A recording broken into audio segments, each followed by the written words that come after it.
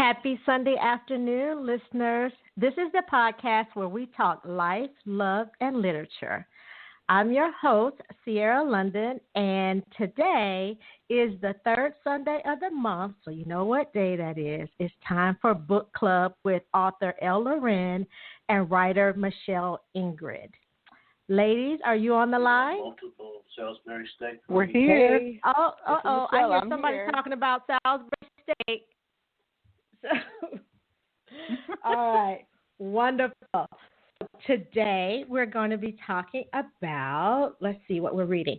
So for the month of July, the book club selection was The Friend Zone by Abby Jimenez.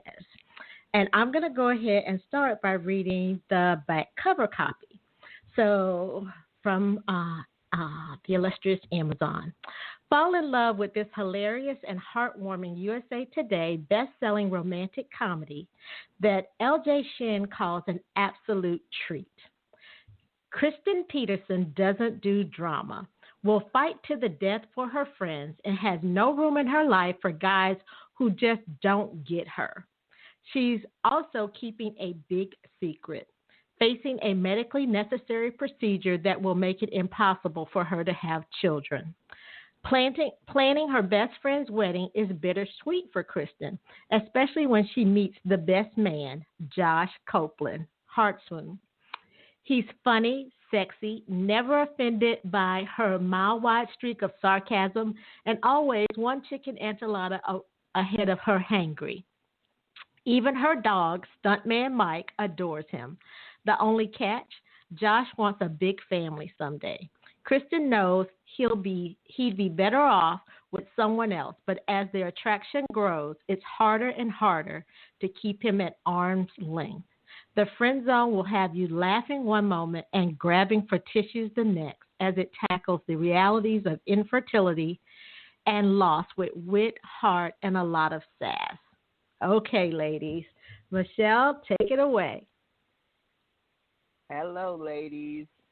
So, before we go further, what is your impression of the book? What was your first impression of the story? Sierra?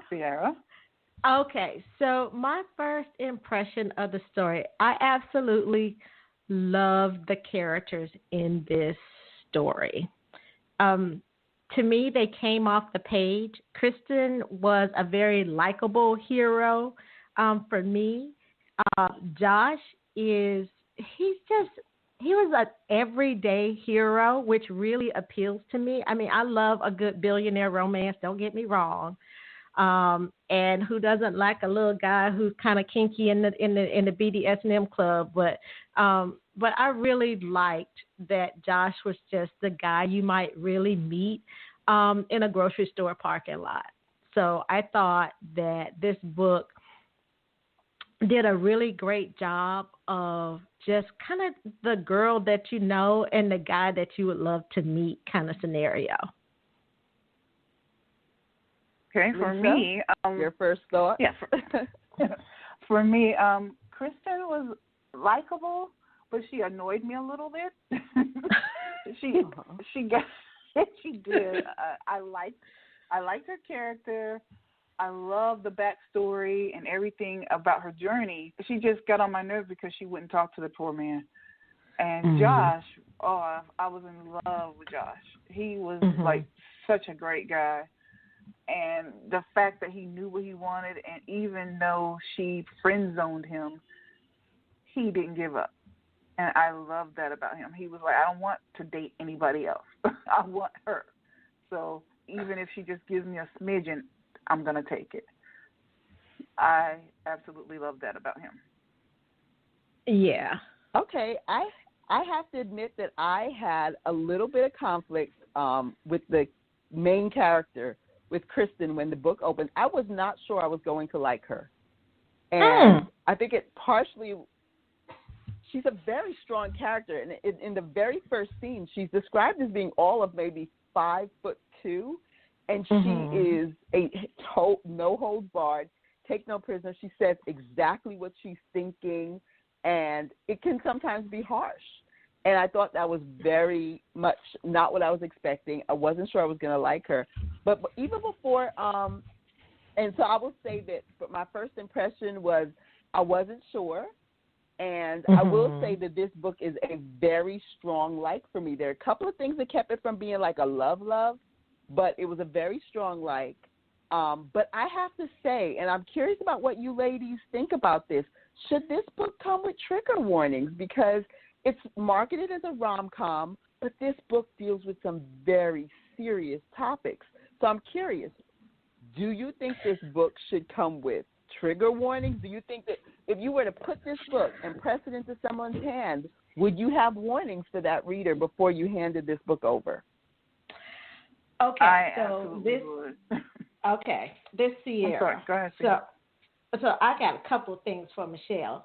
I'm so glad that we are not on camera, because if you could see my face, I did a couple of eye rolls. But so I actually love that Kristen was a very direct woman. Like, I appreciate that. Like, that's not off-putting to me in a character. I actually welcome it, because there's so many romance novels where the woman just flips and changes her mind, is just so all over the place. So I love the way she presented. I think like Lisa later in the story, where she just would not talk to this man, considering I know how bold Kristen is as a character. I got so frustrated with her. If she was here, I would have punched in the face. I'm just going to tell you. I would have punched her in the face. So I hear y'all laughing, but I would have. Now, as far as the trigger warning, so I really think that because I read the cover copy, I love that Abby took the time to tell the readers up front that this book deals with infertility and it deals with loss, because those are difficult topics. But I love that she said it so eloquently in the cover copy. So if a reader missed that, it's unfortunate, because she puts it out there. Like, she talks about, like, this book deals with reality. And I think that word infertility can be a trigger for a lot of women. So I'm so glad that she put it in the cover copy. And I feel the same way about loss. I'm glad that she put it in the cover copy so that you know what you're getting when you open this book. Now, more of a trigger warning, I think that depends on the author, but I don't feel like she hid anything in this book, because I just read it. It's in the cover copy. Okay. Well, Lisa, what do you think? I disagree with that, Sierra, because trigger warnings, when I was reading the book, even though I read the cover, I wasn't thinking about that cover when I got that far into the book. When that actual tragedy of the event, and I'm not going to give it away for the readers, I want them to actually feel it as well. But when that happened, it was a shock to me. And I was like, oh, no. And it hurt. That's how involved I was with the character. So that, and then having dealt with loss not long ago, that actually brought up old feelings. So I agree. You can say, oh, it deals with loss in the cover, but that doesn't prepare you for when you read it. Yeah. So I guess Michelle, can I? Yes. So yes, Sierra, please. Yeah. So I guess my question would be, because when we talk about just going down this storybook road with trigger warnings. So when you talk about a trigger warning, it's that other than saying, hey, this book talks about infertility and loss and may trigger some people, I guess outside of her just saying it like that, what more do you want? Because it's not like the author didn't say it. And like the emotional journey that you go on, like that's a part of writing a well-crafted story. But right, I get that. Oh, totally agree. Totally agree. I think where it comes in, and I think we even had this same discussion in the past when we talked about the book. I think there's another book that we talked about that was a rom-com, and there's like a tragedy not at the very beginning of the book, but I think in the early part of the book. And I remember thinking, this is a rom-com. This is so serious for a rom-com. But don't get me wrong. I really enjoyed this book. I enjoyed the story. First of all, I'm going to give Abby Jimenez A+++ for banter in this book. Yeah, the banter was excellent. This couple banters. It's excellent. The back and forth between them, and also the fact that she's so sharp-tongued, and he is so, I think at one point he says he's well-trained, so he doesn't poke the bear. Right. Yeah, she's going back and forth. He's the perfect foil for her sharp tongue, the fact that he doesn't get upset. Yes. And it's very much the rom-com. But there were some moments where I had to like remind myself, this is a romantic comedy. This is a romantic comedy. So that's what I mean when I say, would you press this book into someone's hands and warn them, even with the back cover, hey, the back cover is there, but this book is definitely serious. Because I won't lie, it made me think of, I had a college roommate who was in the exact same predicament that Kristen is in. And I won't lie, this book made me think about her, and it made me have that moment where I was like, I wonder if she ended up with that family she wanted. And I couldn't help but, it made me think of her. So the book did stir some very strong emotions for me, even as it being a rom-com, which you usually don't think of as being excessively serious, even though I think they've become more serious lately. Okay, so this is where I don't know if I buy that hook, line, and sinker, because I even think back to some of like the classic rom-coms, like when I think of like Pretty Woman. So again, romantic comedy, but at the same time, we have like a broke hooker who's down on her luck, and that book opens with why are you laughing?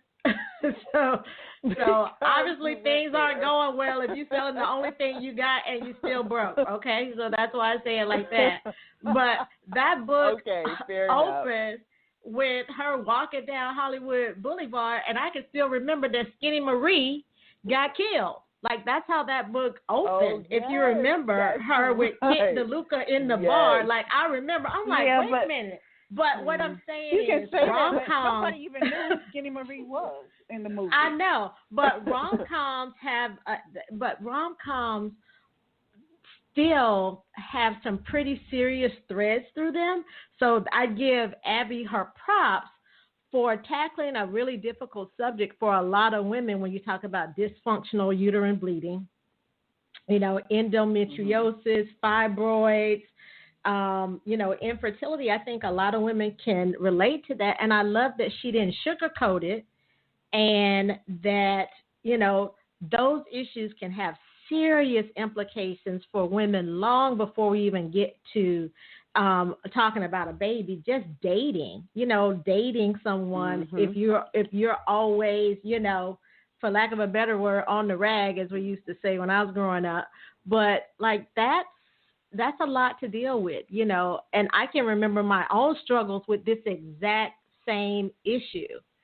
And you all know that I do not have any children of my own, and I think you all know that I had a hysterectomy before I was 30 for this exact same issue. So I could totally relate to this character.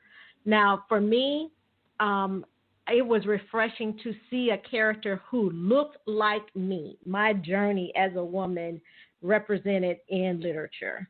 So that's my take on this story. So it didn't trigger me in a bad way. It triggered me as far as, I won't even use the word trigger, but I could relate to this character on so many levels. I could relate to me and my husband's journey dealing with some of these issues that Kristen is faced with. And I was happy to see it, written about in a very realistic way. That this character is very, very thoughtful about where she is in her life and what that can mean moving forward. And I'm talking too much.